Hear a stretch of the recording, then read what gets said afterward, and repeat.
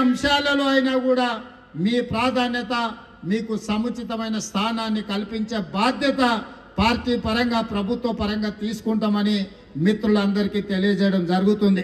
మిత్రులారా, ఈనాడు ఈ వేదిక మీద నుంచి నేను ఒక్కటే మాట ఇవ్వదలుచుకున్నాను.